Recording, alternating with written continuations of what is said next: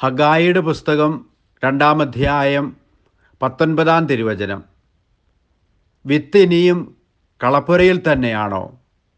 മുന്തിരിവള്ളിയും അത്തിവൃക്ഷവും മാതളനാരകവും ഒലിവും ഇനിയും ഫലം നൽകുന്നില്ലേ? ഇന്നു മുതൽ ഞാൻ നിങ്ങളെ അനുഗ്രഹിക്കും. കാരുണ്യവാനായ കർത്താവേ, ഞങ്ങൾക്ക് നൽകിയ കഴിവുകളും കൃപകളും വ്യർത്ഥമായി പോകാതെ ദൈവം ആഗ്രഹിക്കുന്ന ഫലങ്ങൾ നൽകുവാൻ ഞങ്ങളെ അനുഗ്രഹിക്കണമേ. ആമേൻ. ദൈവം നിങ്ങളെ സമൃദ്ധമായി അനുഗ്രഹിക്കട്ടെ.